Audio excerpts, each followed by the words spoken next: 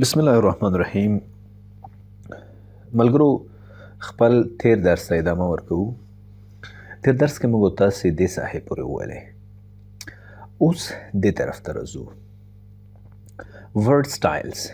ملګرو، موږ د خپل لیکل لږ زره کموو په دې شیپ یا په دې ټیکسټ کې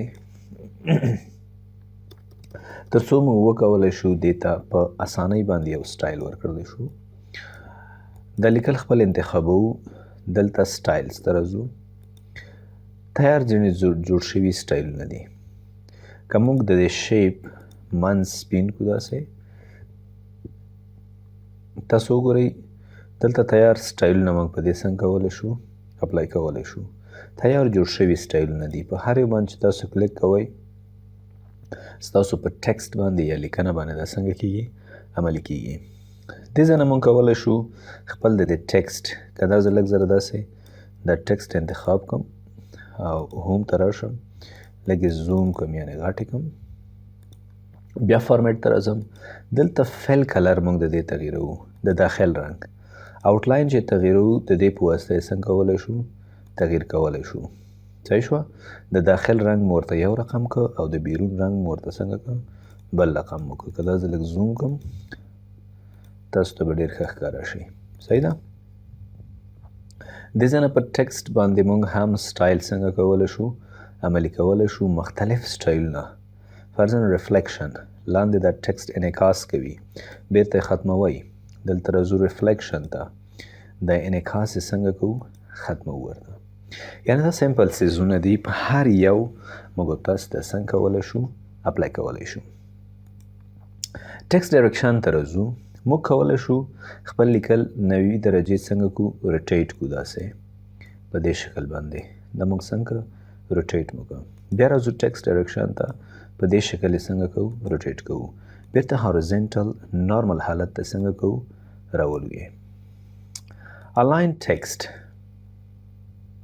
ټاپ اوس پاس طرف برابر دی. که میډل یې کو منځ ته به شي، که بټم یې کو لاندې به شي. داسې موږ خپل ټیکسټ څنګه کولی شو تنظیمولی شو. راځو دلته یو بل اپشن لرو، کریټ لینک. دې دپاره زه 2 ټیکسټ باکس انزرټ کوم، یو دا ټیکسټ باکس یو بل ټیکسټ باکس انزرټ کوم. دلته د کریټ لینک خبره ده. لومړی په دې ټیکسټ باکس باندې کلیک کوم، بیا کریټ لینک. تاسو وګورئ دویم ټیکسټ باکس ته چې زه راځم دغه شکل د ماوس د پوینټر تغییر شو. په دې کلیک کوم. د دې دواړو ټیکسټ باکسونو ترمنځ اوس یو لینک څنګه شو ترتیب شو. ځکه که دلته زه راشم او ګوره دلته اوس بریک لینک دی. که زه دلته لیکل وکړم د مثال په ډول مساوي رین قوس شروع قوس بند، دلته څه وشول؟ بیرته کنټرول زاید کوم، د دې قوس منځ کې زه څو لیکم؟ یو لیکم، یو پاراګراف لیکل، انټر. قوس نه بیرون باید ووځم، انټر. تاسو وګورئ دلته دا لیکل زه نور هم لږ کموم. څومره لیکل چې په دې ټیکسټ باکس کې ځایږي هغه دلته ځایږي. که اضافي لیکل موږ کوو هغه دې ټیکسټ باکس ته راځي. ولې؟ ځکه د دواړو ترمنځ لینک جوړ دی، د دواړو ترمنځ ارتباط جوړ دی. بیرته که موږ دا لینک ختموو، بریک لینک باندې کلیک کوو، ارتباط په دواړو منځ کې څنګه شي قطع به شي. دا صفحه لږ کوچنۍ کوم، د ټیکسټ باکس باندې کلیک کوم. دلته وګورئ ځینې اپشنونه په دې شیپ کې کم دي. دا اوس وګوره دا غیر فعال دي. که موږ په دې شیپ باندې ښه کلیک وکړو او ورته ووایو اډ ټیکسټ، اوس د دې څخه څه جوړ شو؟ ټیکسټ باکس ورڅخه جوړ شو. که زه دا ټیکسټ پکې انتخاب کړم، لږ دلته راشم هوم ته او سایز یې لږ غټ کړو، د دې څخه اوس ټیکسټ باکس جوړ شو. یعنې اوس موږ کولی شو دا اپشنونه په دوی باندې هم څنګه کړو عملي کړو. لکه څنګه چې موږ تاسې ټیکسټ باکس په داخل کې په لیکلو باندې دا عملي کول دلته هم کولی شو. دلته هم کولی شو چې لینک جوړ کړو. ځکه ستونی مې ډېر سخت خراب دی، خارښ کوي، نو که لږ ټوخېږم بښنه به ډېره زیاته کوئ. نو اوس تاسو وګورئ دا شیپ چې دی دا هم د ټیکسټ باکس غوندې عمل کوي. موږ لینک د بل شیپ سره هم دې ته ورکولی شو. که زه راشم د ټیکسټ باکس باندې کلیک وکړم، دلته پوزیشن دی د صفحې په هر طرف کې چې دا موږ برابرو، پاس طرف کې، لاندې کې او په اخره کې یا په منځ کې، هر طرف چې دا موږ تنظیموو دلته تاسو تنظیمولی شئ. په همدې شکل که شیپ باندې هم موږ کلیک وکړو، پوزیشن یې څنګه کولی شو، تنظیمولی شو. که په تصویر کلیک وکړو، تاسو وګورئ تصویر ته، فارمیټ ته، دلته هم پوزیشن موږ د دې څنګه کولی شو، ترتیبولی شو په هره ساحه کې چې دا موږ او تاسې ایښودل غواړو. سمه ده؟ د دې ځای خبره ما کوله چې دا په تصویر کې او په شیپ کې او همدارنګه په ټیکسټ باکس کې یو شان دي. دا تصویر وګوره، زه راځم ورته رپ ټیکسټ وایم، ان سکویر یا ان لاین وذ ټیکسټ، همدارنګه ټایټ، تھرو، ټاپ ان بټن، بیهایند ټیکسټ، دا ټول اپشنونه دي موږ په دې عملي کولی شو. فرضاً ټایټ ټیکسټ د دې شاوخوا څنګه دی راټول شوی دی، همدغه اپشن موږ په ټیکسټ باکس باندې هم اپلای کولی شو او په شیپ باندې هم څنګه کولی شو، اپلای کولی شو. دلته موږ کولی شو بیهایند ټیکسټ، د ټیکسټ شاته یې کړو، ان فرنټ آف ټیکسټ، د ټیکسټ مخې ته یې کړو. په دې شکل دا موږ څنګه کولی شو، تنظیمولی شو. دلته یو بل اپشن دی ایډیټ رف پوینټس. که په دې باندې موږ کلیک وکړو، دغه رف پوینټس دې ته ویل کېږي. دا موږ څنګه کولی شو، تنظیمولی شو. یعنې تاسو ګورئ دا چې موږ داسې تنظیموو، دا ټیکسټ په خپله داخل ته د دې تصویر څنګه کېږي، ورننوځي. هغه اضافي ټیکسټ څنګه کوي، داخل ته ورننوځي او د دې ډیزاین څنګه کېږي، تنظیمیږي. دا د ایډیټ پوینټس خبره ده چې ډېر زیات د اهمیت وړ دی. بل اپشن موږ او تاسې دلته ملګرو لرو، دا 3 ټیکسټ باکس دي. زر د هر یو ته فارمیټ ته زه راځم، رنګونه یې تغییروم ورته چې موږ او تاسې ته معلوم شي. دې ټیکسټ باکس ته راځم، رنګ یې داسې ورته تغییروم. دا ټیکسټ باکس راخلم، دا سپین ټیکسټ باکس د دوی د پاسه یې کوم. د دې آوټلاین ته هم راځم، رنګ یې ورته تغییروم، فرضاً داسې زیډ رنګ. دا د ټولو شاته دی. دلته که زه راشم برینګ فارورډ باندې کلیک وکړم، د یو څخه باید څنګه کي، رامخته کي. که زه یو ځل یو څخه یې رامخته کړه، بیا زه کلیک ور باندې کوم برینګ فارورډ، د دې بل نه هم رامخته کړه. سینډ بیکورډ باندې کلیک کوم، د یو نه شاته کوي. بیرته سینډ بیکورډ باندې کلیک کوم، د دې بل نه هم څنګه کوي، شاته کوي.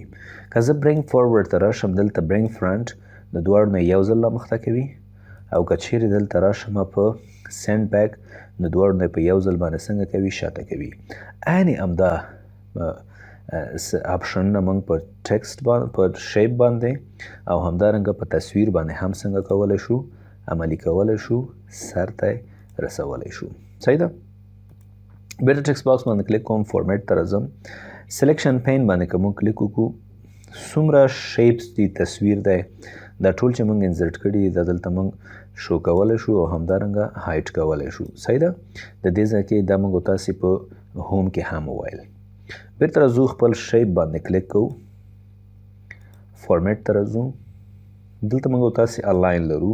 کولی شو د خپل ټیکسټ باکس الاینمنټ، لکه پوزیشن کې چې مو وویلې، یو طرف او بل طرف، ګوره چپ طرف ته راغی الاینمنټ، بیا ورته وایم چې الاین رایټ، ښي طرف ته راغی، یعنی تنظیمولی شو د صفحې په مختلفو برخو کې. راځم، دا یو ټیکسټ باکس مې انتخاب کړی دی، کنټرول نیسمه، دا بل ټیکسټ باکس هم انتخابوم، لومړی ټیکسټ باکس انتخابوم، بیا کنټرول نیسم، دویم ټیکسټ باکس هم انتخابوم او دریم ټیکسټ باکس هم انتخابوم. دې اپشن ته راځم، ګروپ، دا ګروپ کوم. کله چې دا زه ګروپ کوم، کولی شم د یو ټیکسټ باکس په شکل باندې زه دا څنګه کوم، وخوځوم، د دوی سټایل تغییر کوم، همدارنګه فعل ورته څنګه کوم، تغییر کوم. عین اپشن به په ټولو باندې څنګه کیږي، عملي کیږي. بیرته که زه راشم ګروپ ته، ان ګروپ کولی شم. سمه ده؟ بل د روټیټ خبره ده.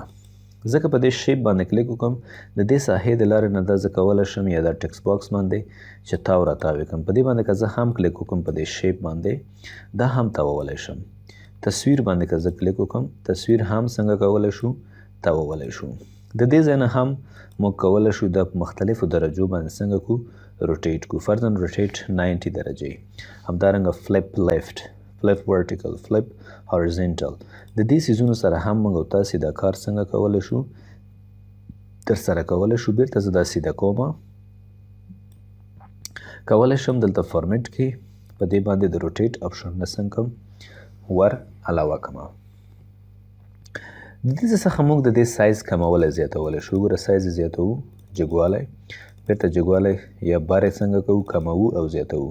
د دې اړخونو په واسطه هم موږ کولی شو د دې غټې کو، کوچنی کو، تاوی کو. همدا رقم تصویر هم کولی شو کوچنی کو او د دې اپشنونو په واسطه هم موږ تصویر یا د ټیکسټ باکس هایټ او ویډت مو جګوالی او همدارنګه اوږدوالی یا پلنوالی دا تنظیمولی شو، برابرولی شو. نو پکچر کې ځینې څیزونه پاتې دي، دا به په راتلونکي درس کې وایو. امید دی چې تاسو د دې درس څخه هم ډیر څه زده کړي وي. ورخطا کېږئ به نه انشاءالله. دا تصویر چې موږ ختم کو او همدارنګه دغه درس راتلونکی درس ختم شي د خیره، بیا یو پریکټیکل کوو. په پریکټیکل کې بیا تاسو پوهیږئ انشاءالله چې څنګه مونږ د دې شیپونو څخه، د تصویر څخه، همدارنګه د ټیکسټ باکس څخه په استفاده کولی شو یو بهترین ډیزاین ترتیب کوو.